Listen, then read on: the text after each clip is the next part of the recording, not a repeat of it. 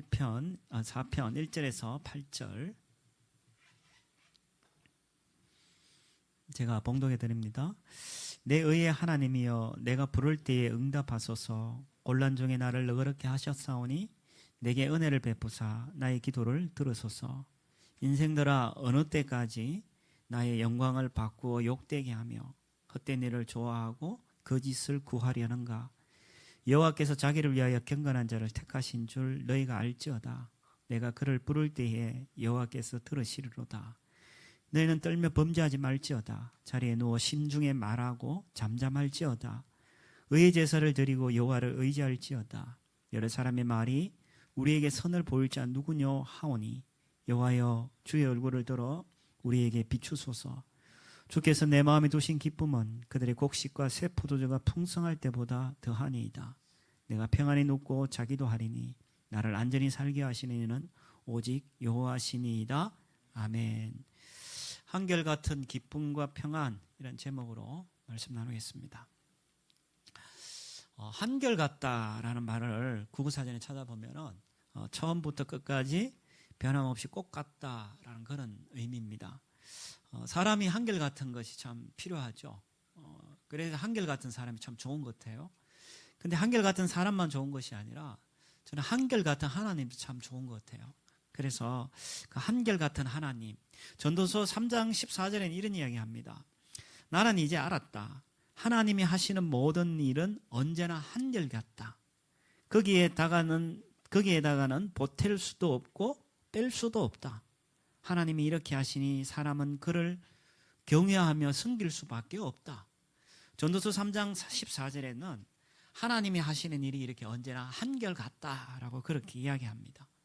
오늘 본문에서도 다윗은 곤란 중에 하나님께 곤란 중에 있으면서도 하나님 앞에 도움을 구하는데 그가 구할 수 있었던 것은 그런 한결같은 하나님 우리 인해서 자기가 한결같은 기쁨과 평안을 하나님 앞에 고백합니다. 그래서 오늘은 그런 내용으로 여러분들과 잠깐 살펴보도록 하겠습니다. 우리가 읽었던 시편 4편은 일반적으로 성서학자들이 시편 3편과 연관이 있다라고 이야기하고 두 시편은 다윗이 기록했습니다. 여러분 가진 성경에 보면은 표제를 이렇게 이야기하죠. 다윗의 시, 인도자를 따라서 현악에 맞춘 노래. 그러니까 현악이라는 말은 이제 악기들을 이야기하겠죠. 그래서 시편이니까 아마 노래인 것 같아요. 그래서 다윗의 시고 시편 3편이나 4편은 표현과 구조에 있어서 비슷합니다. 그리고 같은 위험 상황에서 기록된 것이라고 일반적으로 학자들은 이야기를 합니다. 근데 시편 4편이 좀 특이한 것은 1절에 이제 이야기를 볼 수 있지만 하나님께 도움을 호소하는 기도로 시작하는 것이 이 시편 4편의 특징이다라고 그렇게 말하고 본문은 우리가 크게 세 부분으로 나누어서 살펴보면 좋겠습니다. 먼저 1절 하나님께 부르짖는다. 그리고 2절에서 5절까지는 적들에 대해서 경고한다. 그리고 마지막 6절에서 8절까지는 하나님 안에서 확신한다. 이렇게 세 부분을 나누어서 우리가 말씀을 살펴보겠습니다. 그러면은 어떻게 하면 우리가 곤란 중에도 기뻐하고 평안할 수 있을까? 먼저 첫 번째 하나님께 부르짖음으로 우리는 그렇게 누릴 수 있다. 그래서 첫 번째는 기도함이다라고 그렇게 말합니다. 1절에 보면 이렇게 시작합니다. 내 의의 하나님이여 내가 부를 때에 응답하소서. 다윗은 하나님한테 먼저 자신의 기도에 응답해 달라고 부르짖습니다. 그렇게 시편을 시작하는데 그리고 이어서 이렇게 이야기합니다. 곤란 중에 나를 너그럽게 하셨사오니. 여기 곤란 중에 너그럽게 했다라는 말은 너그럽게 했다라는 말을 시제를 찾아보면 완료 시제로 기록되어 있죠. 그것은 과거에 하나님께서 다윗을 자유롭게 하셨고 곤란 중에 있는 다윗이 하나님으로 인하여서 구원을 경험했다라는 의미가 이 속에 내포되어 있습니다. 그래서 곤란에 처했을 때 구원을 베푸신 그 하나님께 다시 한번 다윗은 하나님 앞에 기도를 드리고 있죠. 그러면서 이어서 이렇게 얘기합니다. 내게 은혜를 베푸사 나의 기도를 들어주십시오. 과거에 우리가 경험했던 그 하나님의 은혜, 하나님의 구원, 하나님의 도우심은 우리가 오늘 현재를 살아가는 그리고 미래를 소망하는 큰 힘으로 우리에게 작용합니다. 과거에 내가 이런 하나님을 경험한 것이 오늘을 살아갈 수 있게 하고, 과거에 내가 하나님의 도우심을 받은 것은 미래를 소망할 수 있게 하는 굉장히 큰 힘이다라고 우리는 알 수 있죠. 그래서 다윗은 확신을 가지고 과거에 나에게 은혜를 베푸시고, 그리고 과거에 나에게 그렇게 도움을 주셨던 그 하나님에 기반해 가지고 다시 한번 다윗은 하나님 내게 은혜를 베풀어 주십시오, 제게 나의 기도를 하나님 들어주십시오라고 그렇게 구하면서 하나님 앞에 담대하게 나아갑니다. 히브리서 4장 14절에는 이런 말씀이 있습니다. 우리에게는 하늘로 올라가신 위대한 대제사장이 하나님의 아들 예수가 계십니다. 우리의 대제사장은 우리의 연약함을 동정하지 못하는 분이 아닙니다. 그러므로 우리는 담대하게 은혜의 보좌로 나아갑시다. 그래서 우리는 자비를 받고 은혜를 입어서 제때에 주시는 도움을 받도록 합시다. 히브리서 기자도 똑같은 이야기를 합니다.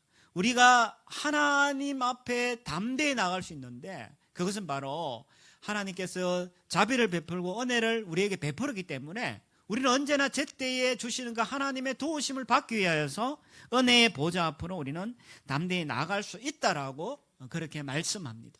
다윗이 오늘 하나님 앞에 나아가서 그렇게 은혜를 베풀어 주십시오, 기도를 들어주십시오라고 담대하게 이야기할 수 있는 것은 바로 그가 과거에 하나님의 그 놀라운 은혜를 경험했기 때문에 그는 하나님 앞에 그렇게 은혜를 구하며 나아갈 수 있게 된 것이다라고 말합니다. 참성동안교회가 처음 시작되어질 때 사실은 저는 막막했습니다. 벌써 3년이 다 되어 가는데 그때 생각하면은 하나님이 어떻게 사람들을 채우실지, 어떻게 또 재정을 채우셔서 교회를 세워가실지 사실은 막막한 시간이었습니다.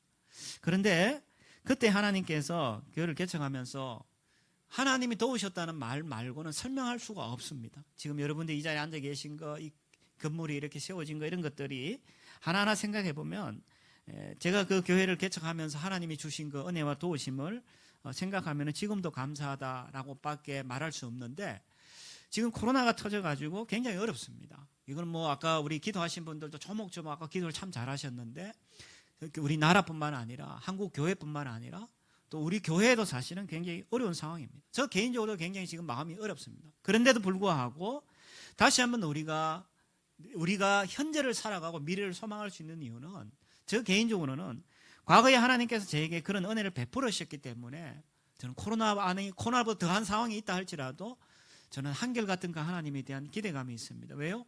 제가 과거에 그 하나님을 경험했거든. 저는 여러분에게도 비슷한 그런 은혜가 있기를 바랍니다. 과거에 하나님이 여러분에게 베푸셨던 그 은혜, 과거에 하나님이 여러분에게 베푸셨던 그 놀라운 어떤 구원의 손길들을 기억하면서 어렵고 힘든 이 시기를 우리가 하나님의 은혜를 구하며 살아가는 저와 여러분 되기를 주의 이름으로 축원합니다. 그러면 다윗이 부르짖을 때에 그 하나님이 어떤 하나님이냐? 1절에 이렇게 이야기합니다. 내 의의 하나님. 다윗은 그 하나님을 의의 하나님이다라고 그렇게 고백합니다. 다윗은 지금 불의한 사람들에게 고난을 당하고 있는 상황이고, 그렇기 때문에 다윗에게 고백되어질 하나님은 의의 하나님이라고 다윗은 고백을 하죠. 그렇지만 기도하는 모습, 그리고 사당 전체를 보면은 그 마음은 고난의 상황에 묶여 있지 않음을 우리는 보게 됩니다. 왜 그렇습니까? 의로우신 하나님이 자기에게 긍휼을 베풀어 주실 것을 확신했기 때문에 그가 곤란 가운데 비록 잡혀 있지만은 그는 오히려 그 하나님으로 인하여서 그의 마음은 자유롭게, 그리고 확신 가운데 하나님 앞에 기도하고 있는 모습을 우리에게 보여줍니다. 어쨌든 우리가 곤란 중에도 기뻐하고 평안할 수 있는 것은 바로 하나님 앞에 기도할 수 있기 때문이다라고 그렇게 말합니다. 두 번째, 우리가 곤란 중에도 기뻐하고 평안할 수 있는 이유는 바로 적들에 대해서 경고할 수 있기 때문이다. 다른 말로 하면 이런 모든 어려운 상황 속에 내가 당당할 수 있기 때문이다라고 그렇게 말합니다. 2절에 이렇게 있습니다. 인생들아, 어느 때까지 나의 영광을 바꾸어 욕되게 할 것이냐. 다윗은 갑자기 인생들아라고 이야기합니다. 앞에 1절에서는 의로우신 하나님이라고 말씀했는데 그거와 대조적으로 인생들아라고 그렇게 이야기합니다. 여기서는 어떤 의미가 있냐면, 인생이란 말은 하나님과 대비해가지고 인간은 연약한 존재야 라는 그런 의미도 있고, 또 하나의 의미는 하나님은 의로우시지만 인간은 불의할 수밖에 없는 그런 존재들이야 라는 그런 의미가 이 속에 담겨져 있죠. 그러면서 다윗은 그들을 향하여서 다윗은 몇 가지 질문을 합니다. 너희가 어느 때까지 나의 영광을 바꾸어서 욕되게 할 거냐? 언제까지 너희가 헛된 일을 좋아할 거냐? 언제까지 너희가 거짓된 것을 따라갈 거냐? 라고 그렇게 묻습니다. 다윗이 이야기를 하게 된 상황은 시편 3편이나 4편 같은 경우에 다윗이 자신의 사랑하는 아들 압살롬으로부터 지금 추격을 당하고 고난을 당하고 있는 그런 아주 부당한 상황이었던 거죠. 그래서 압살롬이 계속해서 음모를 꾸미면서 자기 아버지인 다윗의 그 왕 자리를 차지하려고 음모를 꾸미고 금모술수를 쓰고 하는 그런 상황이었는데, 그 상황에서 다윗은 지금 하나님 앞에 그렇게 부르짖고 인생들을 향하여서 그렇게 질문을 합니다. 그러면서 3절에 다윗은 자신을 향하여서 이렇게 규정합니다. 자기를 위하여 경건한 자를 택하신 줄 너희가 알 건데 내가 그를 부를 때에 여호와께서 들으시리로다. 이 3절의 말씀은 2절과 4절, 5절에 대한 어떤 근거의 구절이 될 수 있다라고 볼 수 있죠. 왜냐하면요, 다윗은 자신을 뭐라고 규정하냐면은 저는 주님 경건한 자입니다. 근데 그 경건한 자가 어떤 자입니까? 하나님이 사랑하는 자이고 하나님께서 택하신 자가 경건한 자인데, 그 경건한 자는 하나님이 찾으실 뿐만 아니라, 하나님은 힘 있는 자, 능력 있는 자를 찾는 것이 아니라 하나님은 경건한 자를 찾으신다라고 말씀하죠. 뿐만 아니라 그 경건한 자를 택하시고 찾으실 뿐만 아니라 3절 뒷부분에 보니까 하나님께서 그의 기도를 들으신다라고 그렇게 말씀하죠. 그렇기 때문에 다윗은 하나님 앞에서 조금 더 담대하게 나아갈 수 있고, 그리고 적들을 향하여서, 그리고 어려운 환경을 향하여서 당당하게 그렇게 선포할 수 있음을 성경은 우리에게 말하고 있습니다. 앤드류 무레이라는 분이 응답받는 기도의 비밀이라는 책에서 그런 믿음 있는 기도를 하는 비결에 대해서 몇 가지를 이야기합니다. 약속을 믿는 힘, 그것은 약속한 사람을 얼마나 믿느냐에 전적으로 달려있고, 하나님을 믿는 것과 하나님이 하신 약속을 믿는 것과는 관계가 있다라고 그렇게 말합니다. 쉽게 이야기하면 이렇습니다. 우리가 사람들을 대할 때 어떤 사람을 믿게 되어지면요, 그 사람이 했는 말이나 약속을 우리는 믿게 되죠. 근데 우리가 어떤 사람에 대해서 이제 신뢰하지 못하게 됩니다. 계속 그 사람이 뭐 약속도 어기고 뭐 이렇게 하는 일을 보면 늘 이렇게 못 믿을 만하게 일을 하고 이렇게 하면은 그 사람이 나중에 이제 관계를 맺을 때 어떤 말을 하거나 약속을 할 때 왠지 신뢰하지 못하게 되죠. 저 사람 하는 이야기는 내가 못 믿겠어. 저 사람 하는 약속은 내가 지켜질지 모르겠어. 굉장히 불안한 거죠. 마찬가지로 이 앤드류 머레이가 하는 이야기는 뭐냐 하면은, 우리가 약속을 믿는다는 것은 약속한 그 사람, 그 존재를 믿는 것과 같은 것이다라고 그렇게 이야기하는 거예요. 그래서 가치 있는 약속인가를 결정하는 것은 약속한 사람이 어떤 사람인가에 따라서 결정되어진다. 그죠? 약속이 정말 가치 있냐라고 할 때는 그 사람이 어떤 사람인가에 따라서 결정되어지고, 그 약속이 이루어지냐 안 이루어지냐는 그 사람이 어떤 사람인지가 사실은 그것에 달려있다라고 말씀한다는 거예요. 마찬가지로 우리가 하나님과의 관계를 맺을 때도 하나님이 어떤 분이냐, 하나님을 우리가 어떤 분을 알고 있냐가 사실은 우리의 믿음과 우리의 그 믿음의 결과를 결정하게 되어지는데, 다윗은 지금 이야기할 때 뭐라고 이야기하냐면, 하나님은 경건한 자를 택하실 뿐만 아니라 경건한 자를 들으시는 분이고, 하나님은 한결같은 분이기 때문에 다윗은 그렇게 당당하게 이야기할 수 있다라는 거죠. 그래서 다윗은 그 하나님, 그리고 자기 자신에 대해서 확신했기 때문에 4절 5절에 그 악인들을 향하여서, 대적자들을 향하여서 아주 당당하게 그렇게 경고를 합니다. 4절에 이렇게 이야기하죠. 너희는 떨며 범죄하지 말지어다. 자리에 누워 심중에 말하고 잠잠해라. 의의 제사를 드리고 여호와를 의지하라 라고 이야기합니다. 그래서 한마디로 이야기하면 너희가 회개해라. 지금 그런 식으로 너희가 살아가는 것은 잘못된 것이다. 뿐만 아니라 너희가 하나님 앞에 올바른 제사, 의의 제사를 드리고 주님을 믿고 또 의지하라라고 그렇게 이야기합니다. 왜 이야기를 했냐면요, 압살롬이 꾸몄던 건모술수 중에 하나가 뭐냐 하면, 자신들이 지금 일종의 쿠데타죠. 왜냐하면 아버지가 왕이고 자기가 왕자인데 왕자가 아버지의 자리를 차지하려고 쿠데타를 일으킨 건데, 어떻게 보면 그걸 합리화하기 위하여서 사람들 보는 앞에서 하나님 앞에 제사를 드렸단 말이에요. 그러면서 이것을 합리화시키고 정당화시키려고 했다는 거죠. 근데 다윗은 무슨 이야기 하냐면은 그런 헛된 제사를 드리지 마라. 가정스러운 제사를 드리지 마라. 하나님이 진짜 원하시는 제사는 뭐냐? 그것은 바로 회개하는 마음이고, 그리고 의의 제사, 올바른 제사다라고 그렇게 다윗은 말하고 있는 거죠. 그래서 시편 51편에 보면은 다윗은 이런 이야기를 합니다. 하나님께서 원하시는 제물, 제사는 다른 것이 아니라 깨어진 마음이다. 회개하는 마음이다. 그리고 깨어지고 짓밟힌 심령을 하나님은 절대 멸시하지 않으신다. 그때에 주님은 올바른 제사와 번제와 온전한 제물을 기쁨으로 받을 것이니 그때의 주의 제단 위에 수송아지를 드릴 것이다 라고 말씀합니다.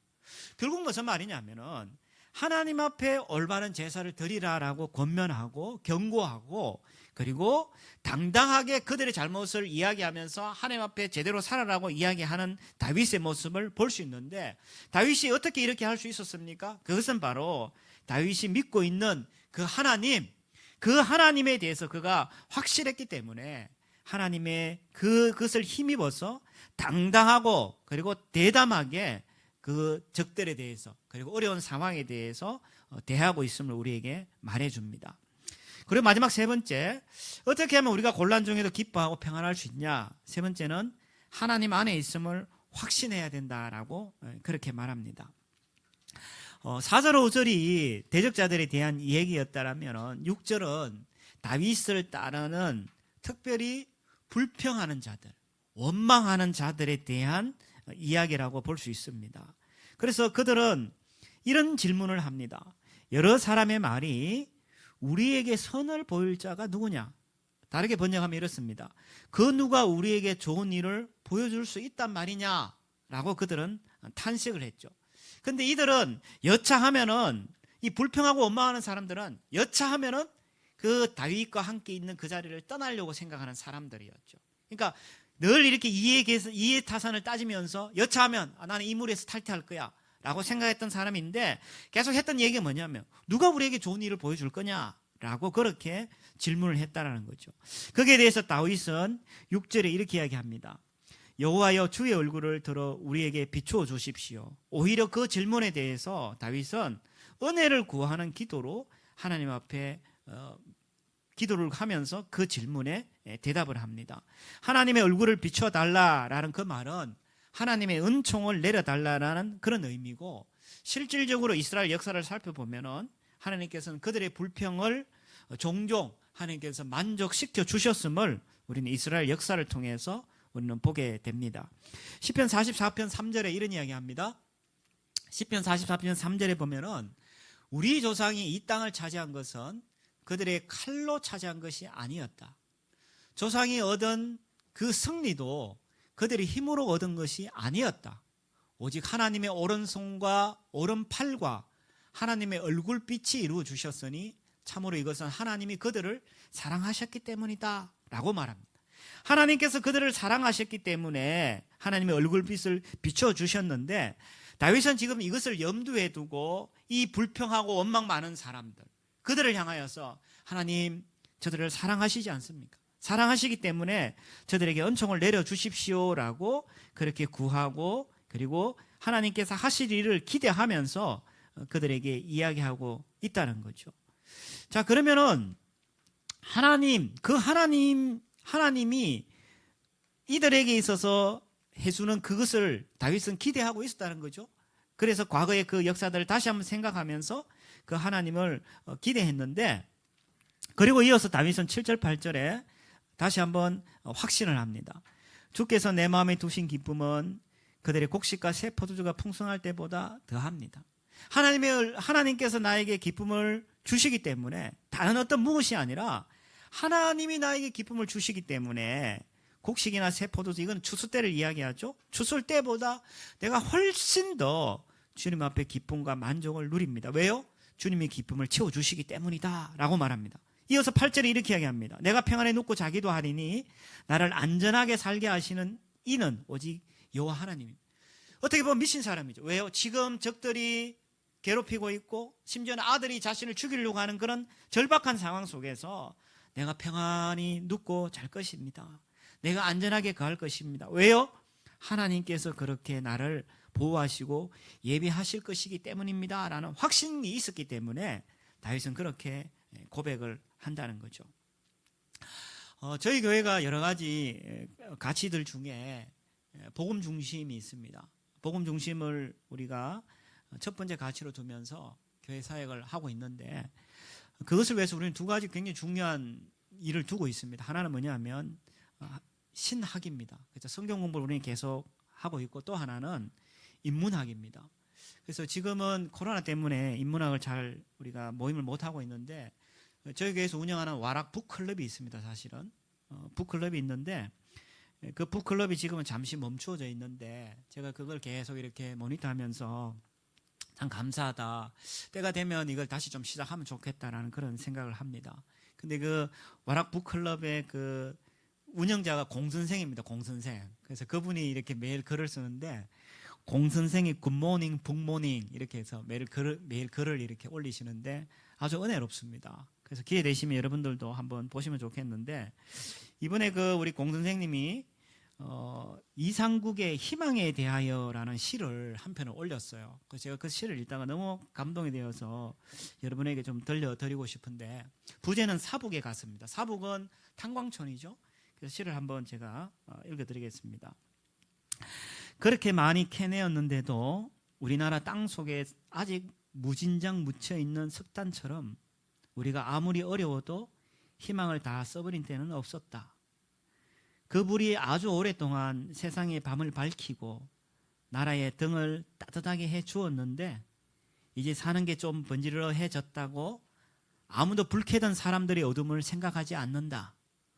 그게 섭섭해서 우리는 폐석 더미에 모여 앉아 머리를 깎았다. 한 번 깎인 머리털이 그렇듯 더 순 많고 억세게 자라라고. 실은 서로의 희망을 깎아주었다. 우리가 아무리 퍼써도 희망이 모자란 세상은 없었다. 저는 이 시를 읽으면서 사실 어떤 생각이 들었냐면, 무진장 묻혀있는 석탄이라는 표현이 나오고 희망을 이야기하는데, 하나님의 은혜가 이러지 않을까? 하나님의 은혜는 끝이 없지 않나요? 아무리 퍼써도 하나님의 그 은혜는 끝이 없는 것 같아요. 그렇기 때문에 우리가 이런 곤란 속에서도 희망을 가질 수 있고, 이 곤란한 상황 속에서도 우리는 평안과 기쁨을 누릴 수 있는 거예요. 오늘 시편 기자의 고백처럼 그 기쁨은 세상 어떤 것으로 주어지는 것이 아니라 주님이 주시는 거예요. 그런데 그 주님의 그 은혜는 고갈되지 않는 석탄처럼, 주님의 은혜는 그렇기 때문에 우리는 기쁨을 누릴 수 있고, 오늘 이 이상국 씨라는 이 기자의 말처럼 우리는 희망을 가질 수 있다는 거죠. 그리고 이 사람 또 이런 이야기하죠. 머리를 깎는데 그 머리를 깎을 때 그것은 아픔이지만 어쩌면은 머리를 깎으면 더 숱이 많아지고 억세게 자라고 더 든든하게 지어져서 희망을 가질 수 있다라고 그렇게 표현을 하는데, 하나님을 믿는 우리도 마찬가지죠. 어려움이 있고 고통이 있지만은 오히려 그것 때문에 합력하여 선을 이루시고 우리의 불편을 만족함과 기쁨으로 바꾸시는 그 하나님을 기대할 수 있기 때문에 우리는 오히려 더 희망을 가질 수 있게 되어진다는 거죠. 그렇기 때문에 우리가 지금 하나님 안에 있다는 것, 이것이 사실은 우리로 하여금 희망을 갖게 하고 기쁨과 평안을 확신하게 하는 중요한 일이다라고 이야기하고, 지금까지 우리가 하나님 때문에 살았잖아요. 그렇기 때문에 앞으로도 우리는 하나님 때문에 살 수 있을 거다라고 저는 확신합니다. 그리고 하나님께서 그렇게 인도하실 것이라 확신합니다. 그래서 오늘 시편 기자가 세 가지를 이야기합니다. 여러분, 하나님께 기도하고 여러분이 당면하던 일들에 대해서 당당하고 하나님 안에 있음을 확신하게 될 때 여러분은 정말 곤란 중에도 기뻐하고 평안할 수 있습니다 라고 그렇게 시편 기자는 우리에게 말하고 있습니다. 자, 그런데 하지만 우리가 살아가는 이 지금 현실, 이것은 한치 앞을 알 수 없죠. 하루에 코로나 환자가 1000명씩 막 늘어가는 이런 불투명한 어떤 상황 속에서, 불안한 상황 속에서 코로나로 인해서 건강이 위협을 받고, 건강만 위협받습니까? 개인적으로 경제적으로 사실은 굉장히 어려움을 경험하고 있죠. 그리고 경기가 지금 불안해가지고 정례해고 소식은 곳곳에서 들려옵니다. 우리 교우들이 다니는 직장에도 정례해고 한다는 소식들을 그를 통해서 저는 종종 듣습니다. 그리고 진짜 우리를 힘들게 하는 것은 다른 사람들은 다 잘 살아가는 것 같아. 근데 나만 그렇게 살아가지 못하고 느껴질 때, 내가 정말 기도하고 정말 내가 사랑이다 당당하다고 이야기하고 정말 하나님 안에 있다고 확신하고 하지만은 진짜 내가 기쁨과 평안을 누릴 수 있을까라고 할 때 사실 그것은 사실 쉬운 일이 아니다라고 우리는 솔직하게 이야기할 수 있다는 거죠. 하나금융연구소에서 코로나19가 가져온 소비 형태의 변화 보고서를 제출했습니다. 그 보고서에 보면 이런 내용이 있습니다. 장기간 지속되는 코로나19로 코로나블루는 코로나로 일상에 큰 변화가 생기면서 우울감이나 무기력증이 생긴 그 증상을 우리가 코로나블루라 그러잖아요. 그런데 코로나블루가 닥치면서 신경정신과 매출이 작년 대비 14%가 늘어났다. 그러니까 작년보다 이 코로나로 인해서 많은 사람들이 이 신경정신과를 다닌다는 거예요. 어려움을 겪는다는 거죠. 그래서 많은 사람들이, 제 주변에도 보면 이런 사람들 굉장히 많아요. 그 왜 이럴까? 이것은 지금 우리가 살아가는 이 삶이 녹록지 않다는 것을 사실은 보여주고 있다는 거죠. 근데 이제 제가 질문 던지고 싶은 것은, 그러면 상황이 호전되면 우리가 진짜 기쁨과 평안을 경험할 수 있나요? 진짜 이 상황이 호전되어지고 어떤 충족들이 있으면 정말 기쁨과 평안이 주어질까요? 예, 부분적이고 일시적으로는 그럴 수 있습니다. 그러나 그것이 호전되고 좋아졌다고 해서 우리가 기쁨과 평안이 주어진다라고 우리는 감히 말할 수 없음을 경험적으로는 알고 있습니다. 그리고 또 더 답답한 것은, 내가 주님을 믿는데도 불구하고 왜 나는 기쁨과 평안을 누리지 못할까? 나 주님 정말 믿는데, 나 정말 주님 나 믿는데 나는 왜 기쁨과 평안을 누리지 못할까? 그런 질문들을 우리는 끊임없이 하게 됩니다. 그리고 진짜 내가 기쁨과 평안을 누리고 싶어. 근데 왜 누리지 못하지? 나는 주님을 믿는데. 그런 우리는 질문들을 스스로에게 많이 던집니다. 오늘 시편 기자는 그것에 대해서 우리에게 본문을 안에서 정확한 답을 우리에게 주고 있습니다. 2절에 보면 이렇게 이야기하죠. 나의 영광을 바꾸어 욕되게 하고 헛된 일을 좋아하고 거짓 것을 구한다. 7절에는 이렇게 하죠. 그들의 곡식과 새 포도주가 풍성할 때보다 더하다. 이 말은 무슨 말이냐면요, 우리는 주님이 주시는 그 기쁨과 평안, 정말 주님이 줄 수 있는 그 진정한 기쁨과 평안을 우리는 다른 것들을 통해서 우리는 그것을 취하려고 하기 때문에, 다른 것을 통해서 기쁨과 평안을 누리려고 하기 때문에 우리는 사실 진정한 기쁨과 평안을 경험하지 못하는 거예요. 우리는 무엇으로 그것을 채우려고 합니까? 오늘 본문에 말한 것처럼 헛된 것을 통하여서, 다른 번역에 보면요, 성공이나 어떤 관계를 통해서 우리는 그 기쁨과 평안을 채우려고 해요. 또 거짓 것, 다른 번역에 보면 거짓신이라고 번역되어 있어요. 다른 거짓을 통하여서 우리는 우리의 기쁨과 평안을 채우려고 하기 때문에 우리는 진정한 기쁨과 평안, 상황이 좀 호전되지만, 주님을 믿는다고 말로는 이야기하지만 우리는 진짜 그 평안과 기쁨을 경험하고 있지 못하다라고 이야기한다는 거예요. 인간은 원래 하나님은 원래 인간에게 주시려고 했던 기쁨과 평안이 있었어요. 우리가 아는 대로 하나님께서 처음에 인간을 창조하셨을 때 인간의 그 상태가 어떤 상태입니까? 샬롬의 상태였다.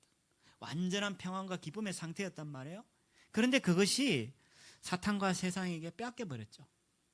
그래서 사탄과 세상에게 빼앗겨버렸기 때문에 우리는 하나님으로부터 주어지는 기쁨과 평안이 아니라 결코 혹은 절대로 기쁨과 평안이 될 수 없는, 줄 수 없는 그런 헛된 것들, 성공이나 관계나 아니면 재물, 그런 거짓 것으로 우리는 그것을 채우려고 애써왔다라는 거죠.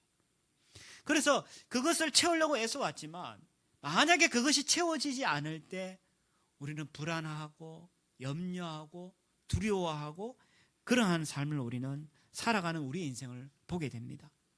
리셋 코리아에서 국내에 몇 가지 통계를 지난주에 그게 발표를 했는데 2019년 국내 사망 통계가 남성 자살률은 조금 줄었다 그래요. 그런데 여성 자살률이 6.7%가 증가했대. 근데 진짜 안타까운 것은 20대 여성 자살률만은 26%가 증가했다는 거예요. 저는 그 기사를 보면서 좀 충격을 받았어요. 이 20대 젊은 여자애들이 살아가기 참 힘들구나. 이 지금 시대가 너무 어렵구나. 그런 생각을 하게 됐고, 그 OECD 경제협력개발기구에서 최근 통계를 발표했는데 거기에 보면은 우리나라 자살률 제일 높은 거 아시죠? 그게 우리나라의 남성 자살률은 세계 2위입니다. 2위인데 다른 나라에 비해서 1.9배가 높고, 그리고 여성 자살률은 세계 1위입니다. OECD에서. 다른 나라보다 2.5배가 높은데 특별히 일본과 비교해 보면 여성 자살률은 50%나 더 높게 나왔다라고 이야기해요. 그러면 이런 일들이 왜 벌어졌을까라고 할 때, 물론 저는 여러 가지 사회적인 어떤 현상과 분위기라고 생각할 수 있습니다. 그러나 왜 이런 일이 났을까라고 할 때, 저는 궁극적으로 인간이 하나님만이 채울 수 있는 그 기쁨과 평안의 그것을 사람들은 헛된 것, 거짓 것으로 자꾸 그것을 채우려고 한다는 거예요. 근데 그것이 채워지지 않을 때 사람들은 그것을 불안해하고 염려하고 기쁨이 없고 그리고 평안하지 않으니까, 저는 그렇게 사람들이 극단적인 선택을 하는 것이 아닌가라는 그런 생각을 사실은 조심스럽게 하게 돼요. 그리고 코로나가 일어나면서 지금 가정 안에서도 많은 지금 폭력들이나 관계들이 드러나고 있지 않아요?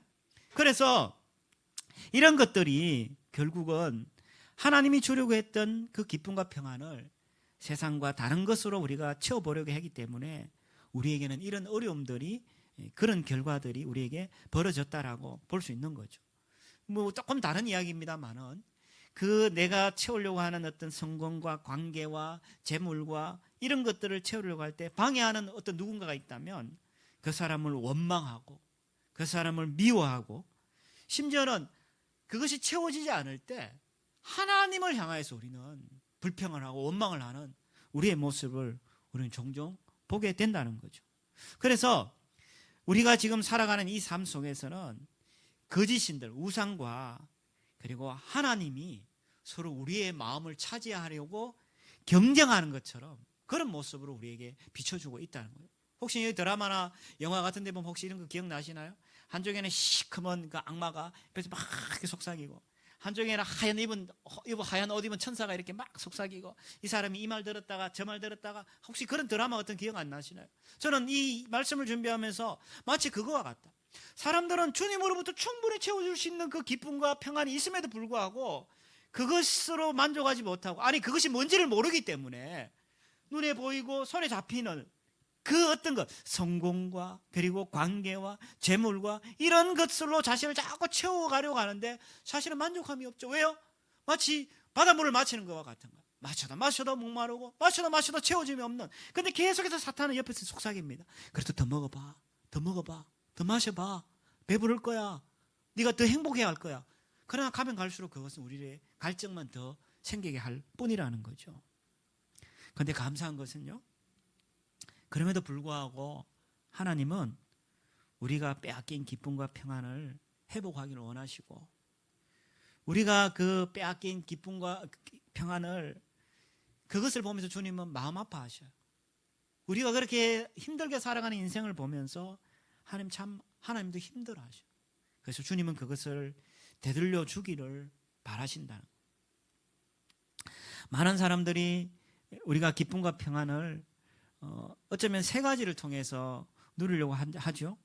소유하고, 얼마나 소유했냐, 얼마나 내가 그것을 소비하고 있냐, 얼마나 내가 그것을 누리고 있냐, 이것에 기쁨과 평안을 찾으려고 하는데, 주님은 그것이 아니라 앞날이 불투명한 상황 속에서도 하나님을 찾는 것이 미련해 보이고 태평해 보이지만, 그럼에도 불구하고 하나님은 여전히 우리의 평안이고 기쁨이야 라고 말씀합니다. 코로나 상황 속에서 건강이 위협을 받고 재정적인 어려움을 다 겪는 이 상황 속에서도 주님은 내가 기쁨과 평안의 근원이야 라고 그렇게 말씀합니다. 그러면 우리가 그래서 어떻게 할 수 있나요? 그러면 하나님이, 주님이 어떻게 우리의 기쁨과 평안의 근원이다라는 것을 우리가 알 수 있나요? 우리가 그것을 어떻게 경험할 수 있나요? 그것은 바로 예수를 통해서 가능합니다. 우리가 지금 성탄절을 준비하고 있는데 성탄절의 주인공이 누굽니까? 예수 그리스도죠. 예수 그리스도가 이 땅에 오시는 걸 우리가 기대하며 기다리는 거잖아요. 그래서 그 예수 그리스도를 통해서 우리는 정말 주님이 기쁨이고 평안이라는 것을 우리는 경험하게 되어집니다. 자, 요한복음 10장 말씀을 한번 봅시다. 요한복음 10장에 보면요, 그 앞에 거 요한복음 뒤에 겁니다. 죄송합니다. 요한복음 10장에 보면은 이렇게 이야기합니다. 나는 선한 목자다. 선한 목자는 양을 위하여 자기 목숨을 버린다라고 말씀합니다. 선한 목자라는 말은 시편 23편을 떼올리게 합니다. 여호와는 나의 목자시니 내가 부족함이 없다. 선한 목자의 세 가지 특징이라면요, 우리의 필요들을 공급하시고 우리의 그 갈 길을 인도하시고, 시편 23편 이렇게 얘기하죠. 푸른 초장과 실만한 물가로 인도한다. 뿐만 아니라 사망의 엄침한 골짜기 속에 다닐지라도 우리를 보호한다. 그래서 선한 목자를 이야기하면 이 세 가지의 중요한 것이 떠올라야 됩니다. 하나님이 우리를 필요들을 공급해 주시고 우리를 인도해 주시고 우리를 보호해 주시는 그런 선한 목자구나. 계속 보여주세요. 근데 그 선한 목자가 요한복음 10장 선한 목자가 이런 이야기합니다. 양을 위하여서 자기 목숨을 버린다. 우리가 생각할 때 아니 선한 목자면 막 막대기를 들고 막 구름처럼 나타나서 막 이렇게 우리의 필요를 채우고 인도할 거냐 이렇게 생각하는데, 근데 그 선한 목자 대신 예수님께서 우리 양들의 공급과 우리의 인도를 위하여서 우리의 보호함을 위하여서 자신의 목숨을 버리신다라고 그렇게 말씀합니다. 이걸 조금 더 구체적으로 요한복음 16장에는 이렇게 얘기합니다. 그 다음 말씀, 보라 너희가 다 각각 제 곳으로 흩어져서 나를 혼자 둘 때가 오나니 벌써 왔다. 그러나 내가 혼자 있는 것이 아니라 아버지께서 나와 함께 계시느니라. 이것을 너희에게 이르는 것은 너희로 내 안에서 평안을 누리게 하려 한다. 세상에서 너희가 환난을 당한다. 주님은 인정해요. 우리가 세상에서 곤란을 당하지만 그러나 담대하라. 왜?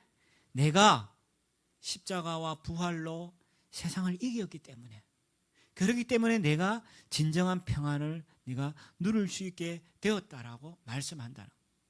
예수님은 우리에게 진정한 평안과 기쁨을 주시기 위하여서 자신의 목숨을 버리셨죠. 예수님은 우리에게 진정한 평안과 기쁨을 주시기 위하여서 자신의 기쁨과 평안을 주님은 버리신 거예요. 예수님의 자신의 기쁨과 평안을 철저하게 버리심으로써 우리에게 진정한, 정말 세상 것과 비교할 수 없는 그런 진정한 기쁨과 평안을 우리에게 주셨다라고 그렇게 말씀합니다. 김형국 목사가 만나지 않으면 변하지 않는다라는 그 책에서 그는 예수님의 인생에 대해서 그는 이런 이야기합니다. 예수님의 인생은요, 고난의 카탈로그입니다. 저는 그 말을 듣는데 충격적이었어요. 그렇지, 예수님의 인생은 고난의 카탈로그였지. 예수님의 인생을 가만히 보면은 행복한 것도 있었지만 예수님은 태어나서부터 죽을 때까지 정말 고난의 고난이었구나라는 생각을 하게 됩니다. 그래서 저자는 이런 이야기합니다. 고통의 현장에 계시는 예수님은 이렇게 말씀하셨다. 예수님의 입장에서 그는 이런 이야기합니다. 나도 당신과 비슷한 일을 겪었습니다. 그래서 나는 당신의 슬픔과 고통과 외로움이 무엇인지를 잘 압니다. 나도 편모설화에서 자랐습니다. 예수님은 동정녀 마리아에게서 탄생했죠. 아버지가 누군지도 몰랐어요. 편모설화에서 예수님은 사실 자랐어요. 그리고 예수님은 소년 가장이었습니다. 그리고 14세 때에 아버지가 돌아가셨죠. 육신의 아버지인 요셉이 실제로 돌아가셨죠. 예수님은 자신은 소년 가장이었다라고 말합니다. 제국주의 치하에 사는 게 어떤지도 잘 압니다. 그런 로마 지배하에 그는 살아왔죠. 그리고 가장 사랑하는 사람에게 배신도 당했습니다. 3년 동안 자기가 데리고 다녔던 제자들에게 철저하게 배신을 당했죠. 그리고 구조적 악이 지평한 불의한 재판도 당했습니다. 예수님이 사형을 당한 것은요, 종교 지도자들의 우리로 이야기하면 꼼수에 말려가지고 예수님이 사실은 십자가에 달려 돌아가신 거예요. 그리고 몸과 마음을 칼갈이 찢어 놓는 고문도 당했습니다. 그리고 마침내는 죽는다는 것이 무엇인지도 저는 잘 압니다. 제가 이 말씀을 묵상하면서 예수님의 인생은 정말 고난의 카탈로그였구나. 예수님은 태어나실 때부터 돌아가실 때까지 정말 고난과 고난의 연속이었구나. 그러면서 우리가 던져지는 질문이 예수님 왜 그러셨을까? 예수님께서 왜 그래 고난을 당하시고 고난의 카탈로그라 할 정도로 예수님이 그런 어려움을 당하셨을까? 그것은 바로 예수님이 우리에게 진정한 기쁨과 평안을 주시기 위하여서 예수님은 그런 고난을 당하셨다라고 그렇게 말씀합니다.